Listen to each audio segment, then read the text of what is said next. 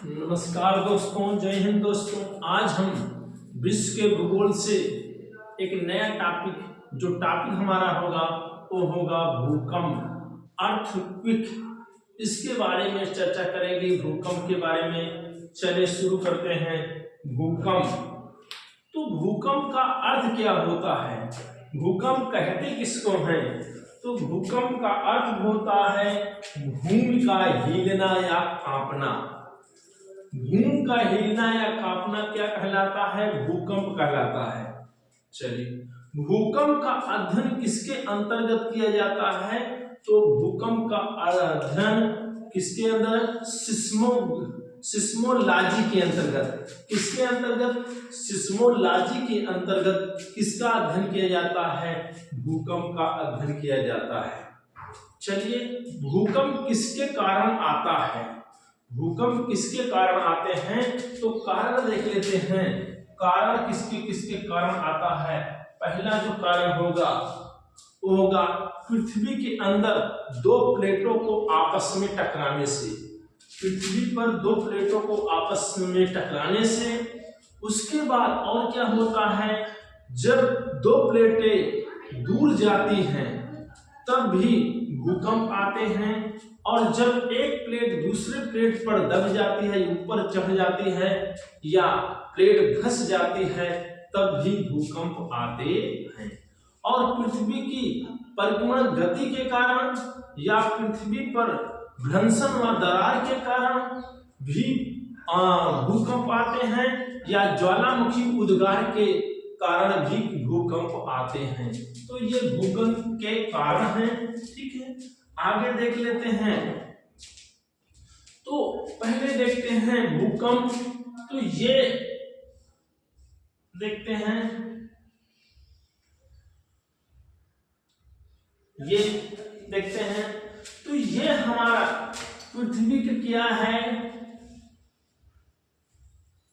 ये पृथ्वी का क्या है? क्रस्ट। ये क्या है? क्रस्ट। ये है क्रस्ट, पृथ्वी की ऊपरी सतह। और ये पृथ्वी का क्या है? मेंटल। ये है मेंटल, ये पृथ्वी का मेंटल है। और ये पृथ्वी का क्या है? कोर है। ये पृथ्वी का कोर है। भूकंप जहां से उत्पन्न होता है उसे भूकंप का केंद्र या फोकस कहते हैं। तो भूकंप देखिए, ये भूकंप का केंद्र हो गया या फोकस हो गया? फोकस। ठीक। और भूकंप जहां से उत्पन्न होता है उसे भूकंप का केंद्र या फोकस कहते हैं। भूकंप के केंद्र के जस्ट ऊपर यानी धरातल पृथ्वी पर, यहां पर क्या होता है? यहां पर भूकंप का सर्वप्रथम अनुभव किया जाता है। इसे भूकंप का अधिकेंद्र या एपिसेंटर कहते हैं। इसे कहते हैं एपिसेंटर या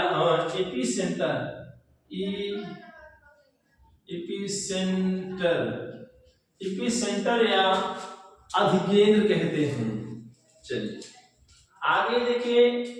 गहराई के आधार पर भूकंप को 3 भागों में बांटा गया है।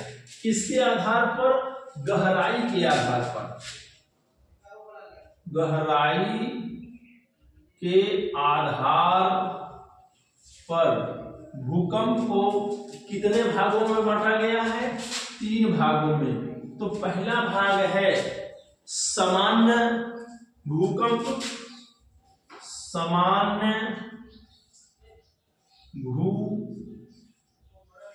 सामान्य भूकंप। इसकी गहराई कितनी होती है? इसकी गहराई होती है 0 से 50 किलोमीटर। 0 से 50 किलोमीटर। ये समान भूकंप हो गया गहराई के आधार पर। दूसरा कौन सा है? दूसरा है मध्यवर्ती भूकंप। क्या है? मध्यवर्ती भूकंप। मध्यवर्ती भूकंप। इसकी गहराई कितनी होती है? इसकी गहराई होती है 50 किलोमीटर से 250 किलोमीटर के बीच। कितना होती है? 50 किलोमीटर से 250 किलोमीटर तक। ठीक। उसके बाद तीसरा गहराई के आधार पर भूकंप क्या है? गहरा भूकंप या गहरे भूकंप। तीसरा है गहरे भूकंप। गहरे भूकंप इसकी गहराई कितनी होती है? तो इसकी गहराई होती है कितनी है? 250 किलोमीटर से कितनी होती है? 700 किलोमीटर। ठीक। तो ये गहराई के आधार पर भूकंप को 3 भागों में बांटा गया है। समान भूकंप जिसकी गहराई 0 से 50 किलोमीटर, उसके बाद मध्यवर्ती भूकंप जिनकी गहराई 50 से 250 किलोमीटर, और गहरे भूकंप जिनकी गहराई होती है 250 से 700 किलोमीटर। चलिए आगे बढ़ चलते हैं। भूकंपी तरंगे। भूकंपीय तरंगे। तो भूकंपी तरंगे, पृथ्वी पर जब भूकंप आते हैं तो कई तरंगे उत्पन्न होती हैं, और इन तरंगों को कितने भागों में बांटा गया है? तो इन तरंगों को 3 भागों में बांटा गया है। कितने भागों में? 3। 1 2 3। अब देखिए पहली कौन सी तरंग है? ये है प्राथमिक तरंग। प्राथमिक तरंग। तो प्राथमिक तरंग इसे पी वेव्स भी कहते हैं। इसे पी वेव्स भी कहते हैं। इसे अनुदैर्ध्य तरंग भी कहते हैं। अनुदैर्ध्य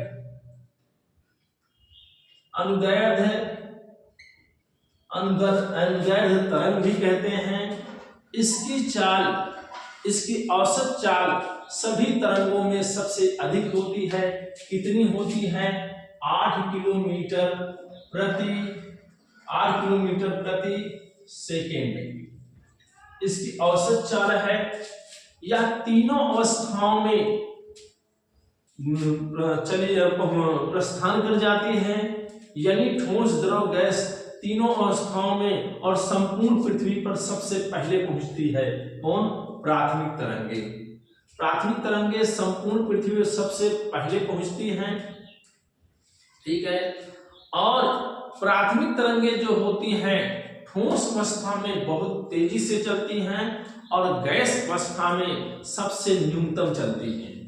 तो ये था प्राथमिक तरंगे, पी वेव्स। इन्हें अनुदैर्ध्य तरंग भी कहा जाता है। इनकी चाल कितनी होती है? 8 किलोमीटर प्रति सेकेंड होती है, जो सबसे अधिक होती है। यह पृथ्वी के संपूर्ण भागों में सबसे पहले पहुंचती है। ठीक है, आगे बढ़े। और गैस, और क्या होता है? ठोस में सबसे तेजी से चलती है, परंतु गैस में क्या होता है? सबसे धीमे चलती है। अब दूसरी तरंग है द्वितीय तरंगे। क्या है? द्वितीय तरंगे। तो द्वितीय तरंगे क्या हैं? इन्हें यस वेव्स भी कहा जाता है। इन्हें यस वेव्स भी कहा जाता है, और इन्हें अनुप्रस्थ तरंग भी कहा जाता है। अनुप्रस्थ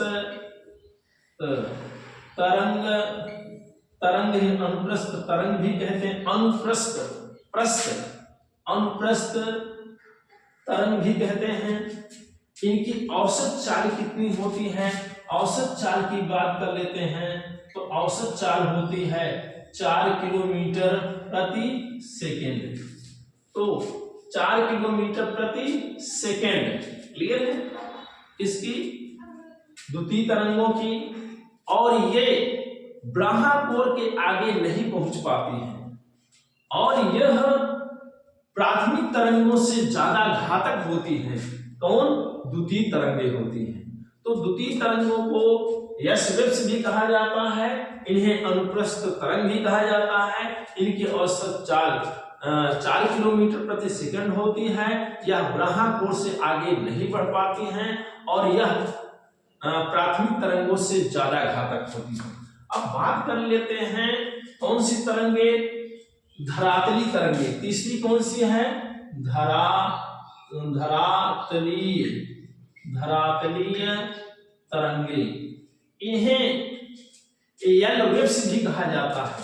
क्या कहा जाता है, एल वेव्स भी कहा जाता है। और इनकी गति सबसे धीमी होती है। इनकी गति कितनी होती है, 1.5 किलोमीटर प्रति सेकंड होती है, से कितना होता है 3 किलोमीटर प्रति सेकंड, 3 किलोमीटर प्रति सेकंड होती है।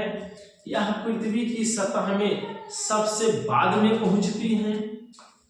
इसकी खोज एच.डी. लव ने किया था। एच.डी. इस तरंग की खोज एच.डी.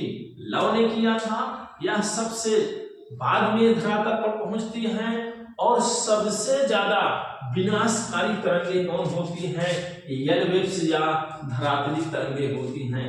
ये धरातल पर आकर हलचल मचा देती हैं। सबसे ज्यादा तबाही कौन मचाती हैं, धरातली तरंगे या एल तरंगे या एल वेव्स मचाती है। चलिए अब आगे बढ़ते चलते हैं। तो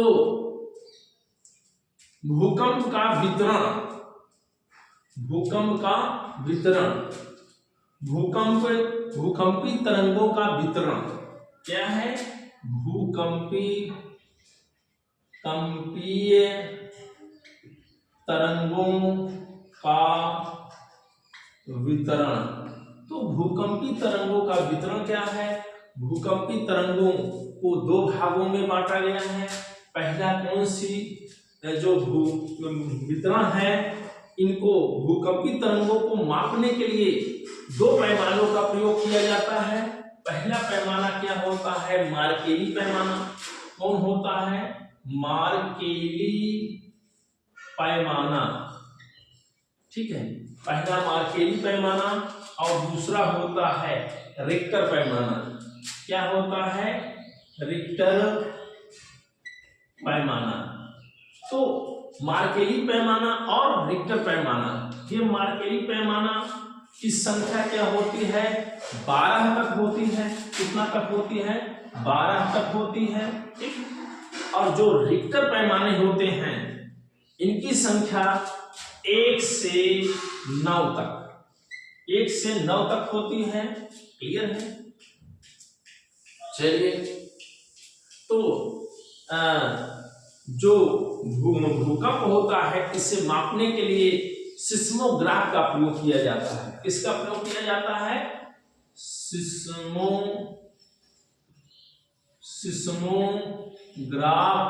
का प्रयोग होता है।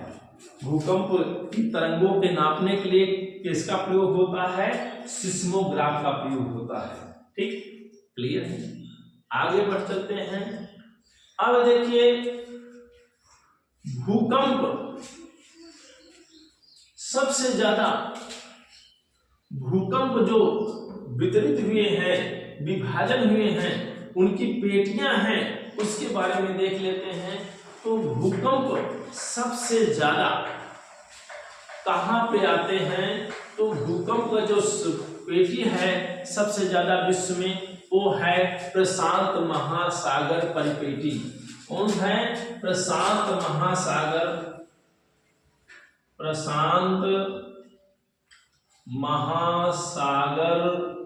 पेटी।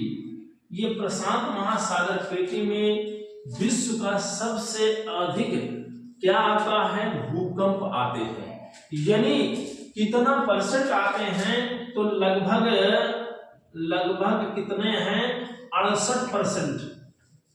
68% भूकंप प्रशांत महासागर परिपेटी में आते हैं। और ये प्रशांत महासागर के तटों पर ये भूकंप आते हैं, इसलिए इसे अग्निवलय कहा जाता है। क्या कहा जाता है, अग्निवलय। अग्निवलय या रिंग ऑफ फायर,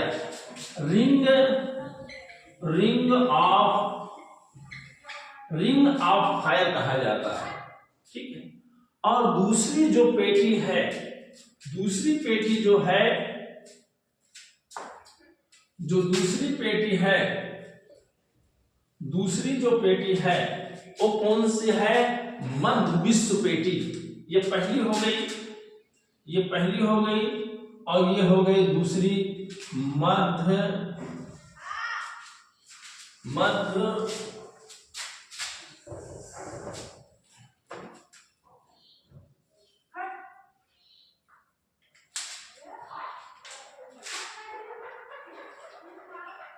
मध्य विश्व पेटी। ये मध्य विश्व पेटी जहां पर दुनिया के 21% कितने हैं? 21% से लगभग 21% भूकंप आते हैं। मध्य विश्व पेटी, मध्य विश्व पेटी जहां पर 21% भूकंप आते हैं। ये पेटी कहां पाई जाती है? ये पाई जाती है मैक्सिको से शुरू होकर के, मैक्सिको